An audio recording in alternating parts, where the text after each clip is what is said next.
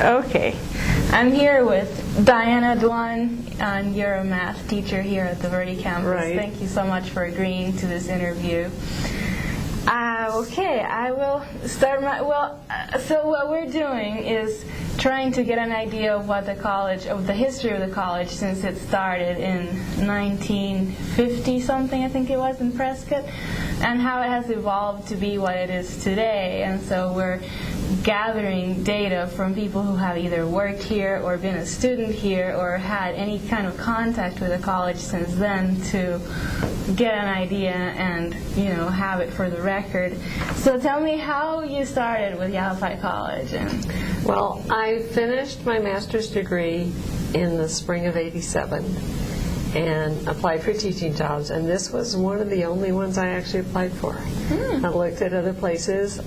There was a place in Colorado I applied for, but it was a technical college, and that's how I ended up here, got the job here on this campus. Were you attracted to it other than because you were looking for a job? Did it appeal to you for any other reasons? I liked the fact that it was a small campus, and I was the first full-time math instructor they hired. So that was really nice, because when I taught high school, I used to envy the teachers who had seniority, and all of a sudden I had seniority. So. Oh, you were a high school teacher then before coming here. That was before you got your master's that you were a teacher? Yes. And so how was the college, the campus, the infrastructure, and everything here at that time? The college, the year I came, they had just finished G Building. They had just built it. It was brand new. And when they built G Building, it doubled the size of the campus. Oh, wow. So before that, it consisted of the tiny little buildings down below, A, B, C, and D. Which most of the students these days don't even know which ones they are. Right. They're just like apartment buildings. Yeah, that one little area down at the bottom. Where your office is, right? Well, right next to my office. My office is in J Building, but right next to that is the ABCD. And so since then, it's expanded quite a bit. lot. Yes. And so as far as the attitude of the students back then as opposed to now, and even before that, your experience with students in high school, when you taught high school, and even when you went to school, as opposed to now, how does it contrast? And there's a lot more now. There's a lot more of the students, especially at the high school level, and the younger college students, wanting to be entertained. And I think that's much more prevalent now than it was when I went to school, partly because it's the television generation. They watch, when I taught at a junior, senior high school in Idaho, and most of my students were farm students. So they had chores at home when they got home and all that stuff, and they still watched an average of 6 or 7 hours of television a night. Wow. Yeah. So I know, I was like, I can't believe it. When do you sleep? I didn't know that. I thought that had started more recently. The TV stuff, not. That was in the mid '70s. So it's actually been going on for a while now, 30 or 40 years. Yeah. Another thing I wanted to ask you about is the whole technology thing. You know how technology was introduced, or a lot of it was introduced after you started teaching, and it affected a lot your area because, graphing calculators and computers and all these things that students can use to help them with their homework and to not have to do as much work as they used to. What are your thoughts on that? Do you think it's positive, negative, neutral, or both? I think overall it's very positive if it's used properly. It can be a crutch, and that's bad because students can depend on it and not learn the basic stuff they need to learn. But the main thing that you can use technology for is you can do things in mathematics you couldn't do before that weren't possible because by hand it took way too long. And so there are areas, and especially in algebra and above, where you can investigate things that it wasn't possible to do before. And I think there are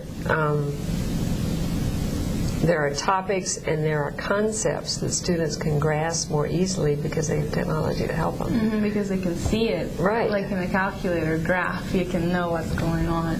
I tend to agree, although I think I've talked to other people who say, well, I don't really know what I'm doing. I'm just punching buttons on the calculator.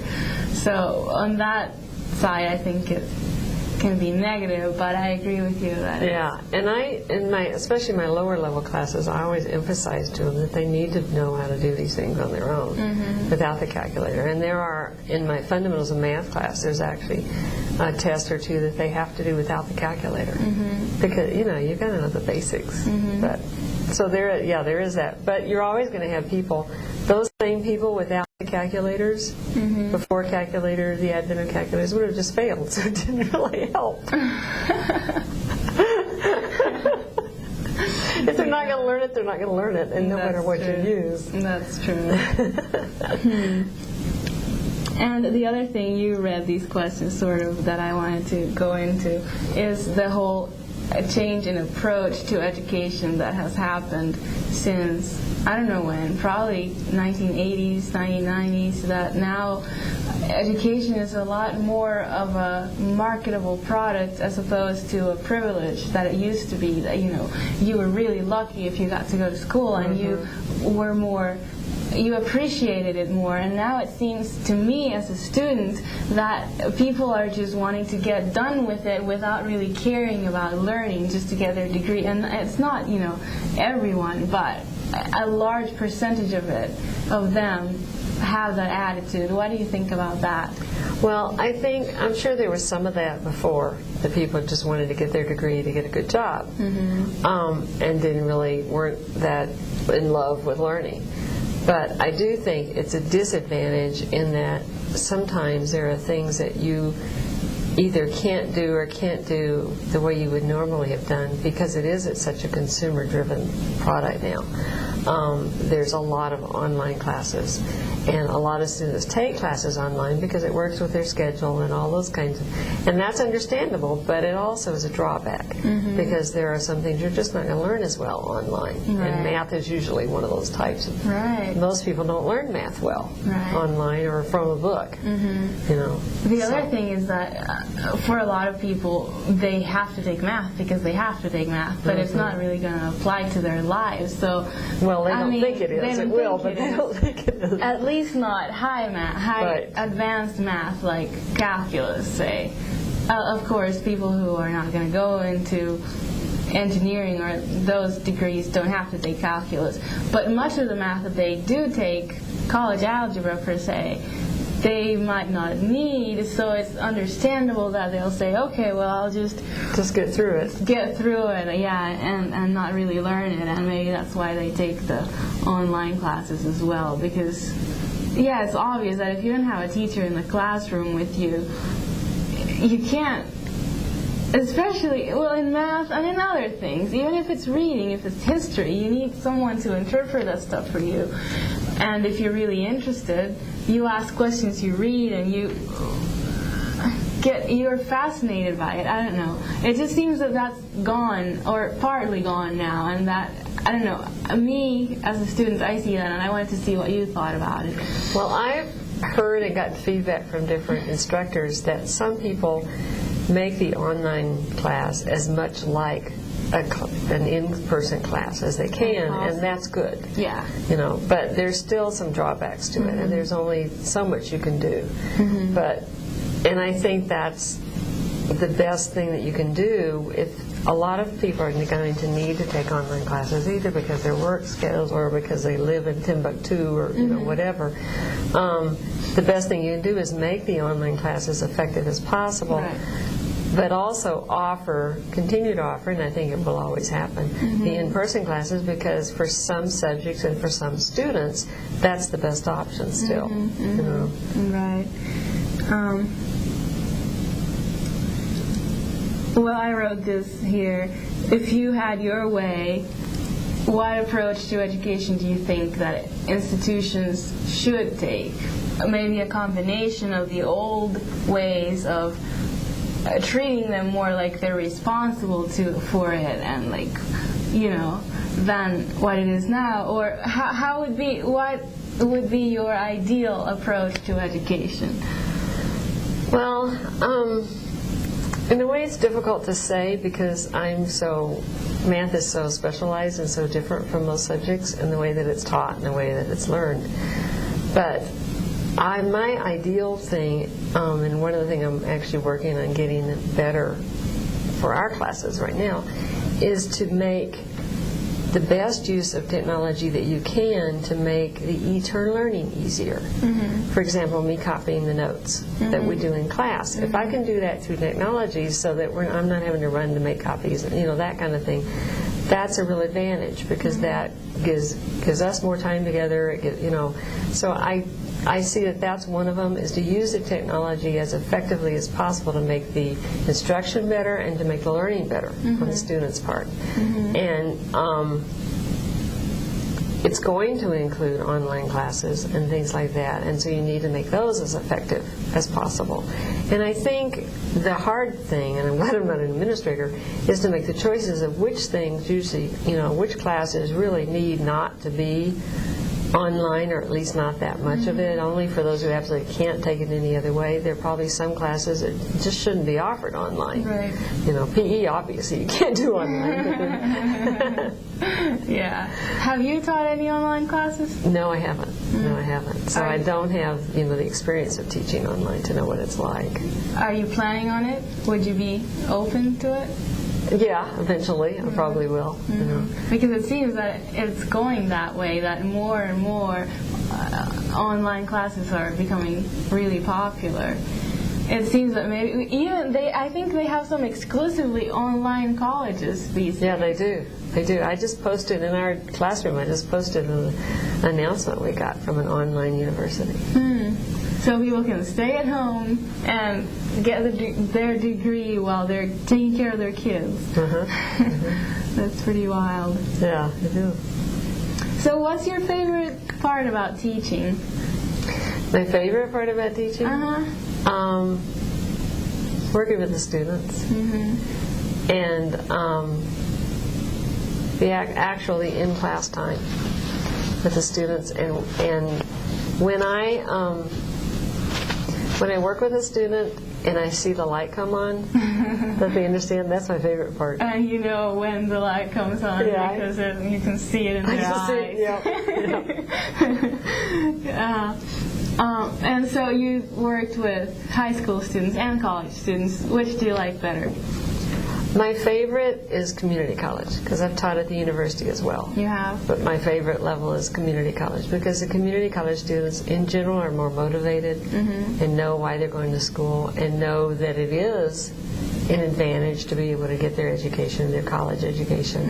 And for many students, the community college is the bridge between high school and the university. And they wouldn't make it to the four-year college without the community college. So they are, I think, more appreciative. So many students in the university don't even know why they're there to party. And do you also find that it's more personal? You get to know the students better at a community college? Yeah, you do. When I taught calculus at ASU, I have classes of 50. Wow. You can't know them when you have 50 in a class. They probably were in those big auditorium kind of not quite that big, but they were big. And you taught as an assistant a graduate assistant, or a graduate assistant, right? Yeah, but they have after I taught there for a couple of years, and they kicked me upstairs, as they called it, and I taught right along with, just like a professor, basically, except I didn't have to belong to committees. But other than that, I taught it just like a professor does. And then when we gave exams in calculus, we graded them together. You did not grade all the exams in your calculus class. You graded all of problems number 1 and 2 on every calculus problem class in the college. And so we would meet together in the back of the math department often and grade. Everybody would be working on grading their tests. It's much larger scale at a university. Yeah, it is. Do you have any contact or experience at the Prescott campus as opposed to the Verde Valley campus? Well, I have contact with the Prescott campus. You haven't worked there or anything? No? The only work I've done there is I've taught some telecom classes, Oh, and I've yeah. gone over there to teach the classes from that side, but that's the only teaching I've done in Prescott. Yeah, it's nicer and smaller on this side, I agree. Yeah. Do you recall any particularly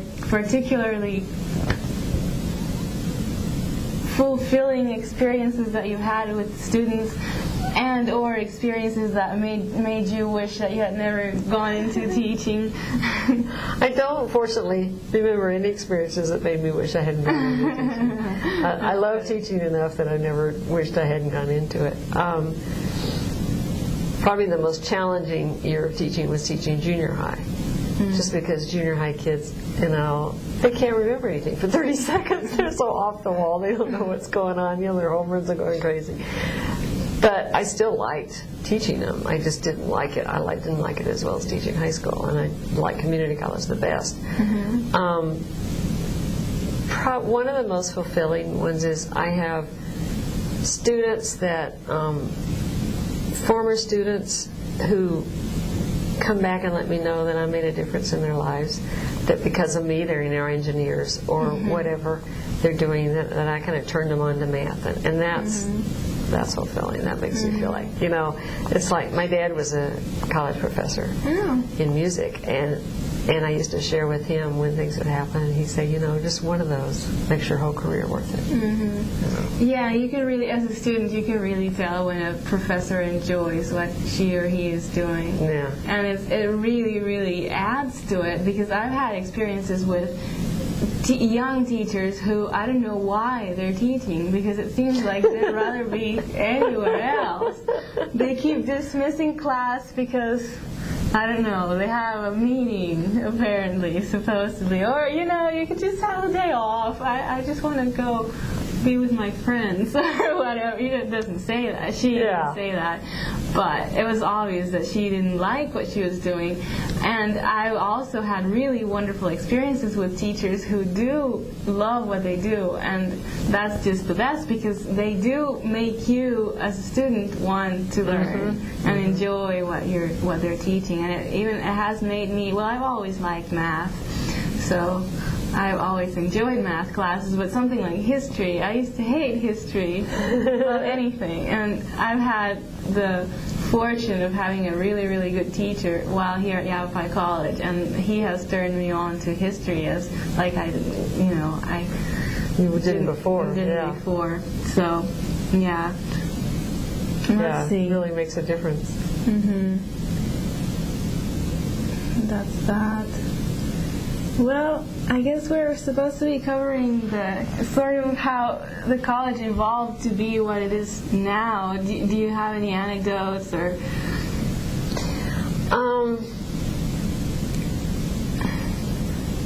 I'm trying to think.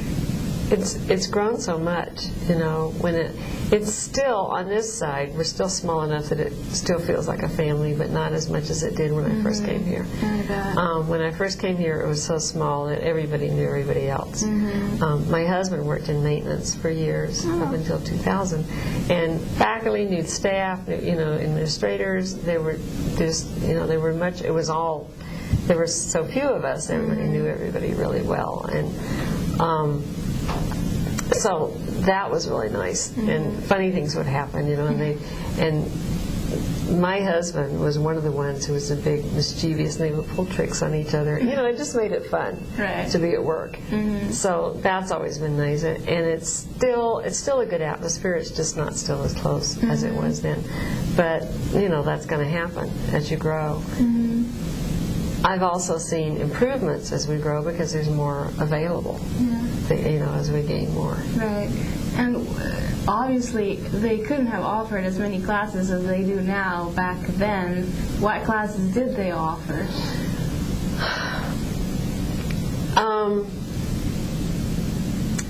There's not been a huge difference in math into what's been offered.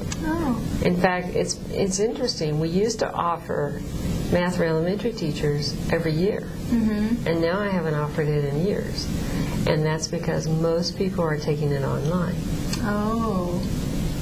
Because it's available online. And so now we finally, from the Prescott campus, are offering it online because everybody's taking it that way.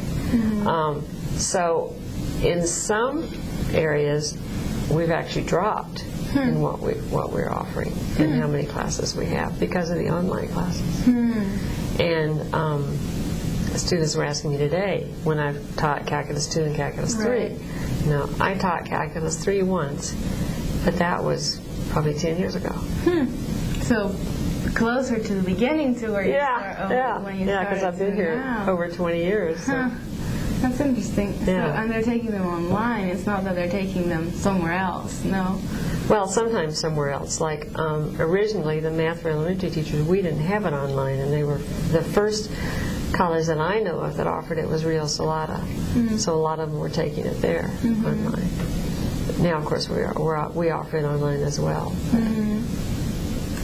Yeah. Well, to me too, it feels like Yavapai College is almost like a family. I know a lot of people in administration and most of the faculty and a lot of the students even. So yeah, I like the small town, small community atmosphere as well.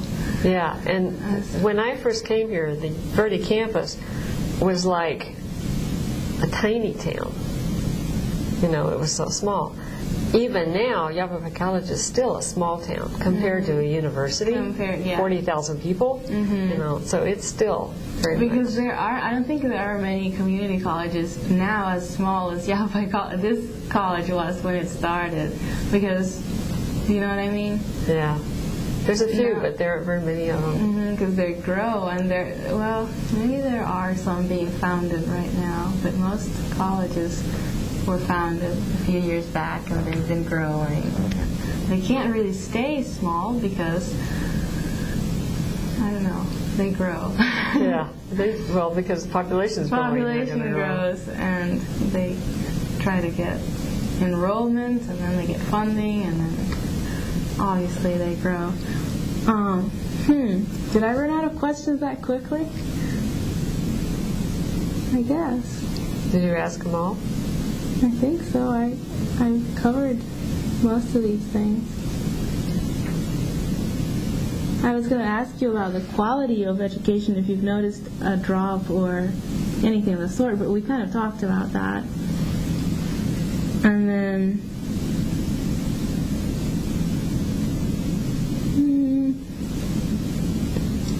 about your experience going to college. I didn't ask you about that. Let's talk about that, just because it's interesting. I like that story. Okay. Well, I was teaching high school in Colorado at Air Academy High School, actually on the Air Force Academy. And in the summer, I was in a major car accident, and windshield driver ran a red light at going over 85 miles an hour in a pickup truck. Oh, 85 miles an hour. And broadsided me on my side of the car. And I had a damage to my eyes, which gave me double vision.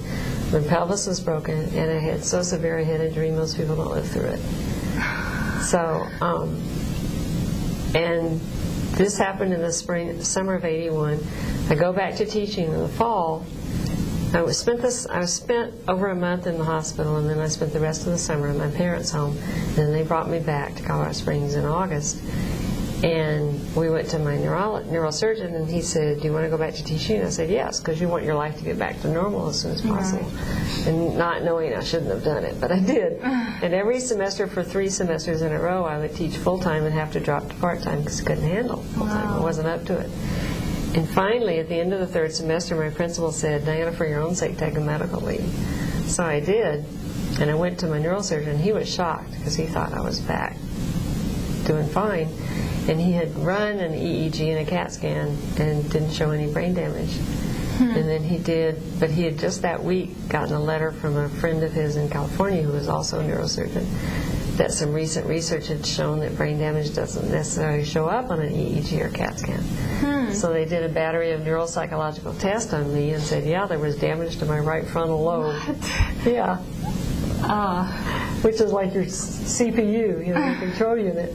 And then in that spring semester, during that spring semester, I decided to go back to graduate school. I find out I'm brain damaged, and I decided to go back to graduate school. So I went back to graduate school in the fall of '83 and got my master's degree at ASU. But how did you do that? So what exactly did the brain damage do to you when you were trying to teach and you had to drop to halftime? Were you not functioning? No, the main thing with having to drop to halftime was stamina. I couldn't keep up with it. The main effect of the brain damage was memory. My memory even now is still flaky. You know that. You're my student. I'll forget something very important in 2 minutes or less, and remember something totally irrelevant. Although my best memory is for numbers, oddly enough. And the other thing that was affected is my judgment. Now that's gotten better, but it's still not real good sometimes. And I have like a one-track mind. If I'm trying to make a decision, I can only see one option. And so that didn't used to be like that before the accident? Right, it didn't used to be like that. So I have to talk things over with people to see what my options are before I make a decision. So I've learned being a mathematician has really helped because I'm very organized, and I've learned a lot of good coping mechanisms. But does the brain damage doesn't get healed over time, or you just? Oh yeah, my memory is so much better now, and going back to graduate school was probably the best mental therapy I could have had. Because it stimulates. Because I had to use my memory, and that first semester I thought I was going to die because my mind was slow and my memory wasn't working well and I didn't have enough stamina. But with the support of my parents, who came up every 2 weeks and helped me out with things, and divine help, and the support of one of my instructors in particular, who was very supportive, I got through that first semester, and every semester got easier. And I continue to see improvement in my memory. In fact, I just recently watched a program that was shown on the PBS channel about how they have discovered that the brain, even the older adult brain, can continue to grow. Wow. Yeah, and gain neurons and stuff. They're just finding this out. And that's interesting. Yeah. Wow. Yeah. So, it continued to get better. And I tell the story every semester to my students. And I started doing it because my memory was so bad I needed them to remind me to write things down. But I keep telling the story because students tell me it encourages them to know. After all this happened, I go back to graduate school and get my master's degree in math. There must be sections of the brain that handle different things, because certainly your math section, your mathematical brain is still there. Well, there are locations, and there's also an overall thing. There are locations, but nothing is completely localized in the brain. Everything is sort of overall too. And one of the things I watched on PBS years ago, shortly after the accident, about the brain, was about a man in England who had a poker go through his brain, and he had I think it was 90% of his brain was damaged. The other 10% took over. It was amazing. It was incredible. So, Maybe that has to do with the fact that we use so little percentage of our brain, right? I don't know if it has to do with that fact so much as it has to do with the fact that we just have that capability of growing, and the brain has a capability of learning and continuing to improve. It's not just the first 2 or 3 years of your life, it's all your life. It's what they call the plasticity of the brain. And if you do things like aerobic exercise, learn something new, so going to college is great, those kinds of things, it keeps your brain plasticity, or whatever the word is, and your brain continues to get better. And as you get older, it'll help you keep from not getting dementia and not getting so senile. It's like exercise for your body, for your brain. It's like working out for your body. It's ironic to have a math teacher who was brain damaged. I know. I know. I tell my students that. And then I can also tell over the years I've gotten fast again. Much faster, because my students ask me to slow down again. Yeah. They didn't used to have to do that. No, yeah, definitely. So, I tell them I'm brain damaged, and then I do this, and they go, what? No, you can't be serious. I remember discussing that with one of my classmates shortly after my first class with you. She said she was brain dead. It doesn't seem like it. Well, I think it helps students to know that no matter what obstacles you face, because brain damage sounds like an awful one, that, we can do a lot more than we give ourselves credit for. And, if we're willing to try and get the support that we need, you can do it. I try to encourage students that, unless you are seriously, much more seriously brain damaged than I am, okay, you can learn mathematics. People don't think they can, but you can. It's not that difficult to learn. It's just the way it's taught often, or the way they've been taught, or the way they've been made to think about it.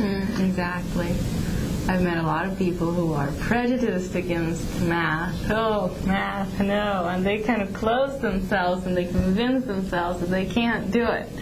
Right. And that's why they can't. If they can't, it's because they think that they can. It's like a vicious cycle. But if you tell yourself you can't do it, your subconscious mind hears that and tries to make it true. Yeah. I've done that.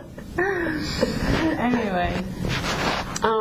One of the other changes I have noticed too is the structure, the administrative structure. When I first got here, we had a dean of the campus and an assistant dean, and now we have the same basic. There's still 2 administrative positions, but they've changed over the years, and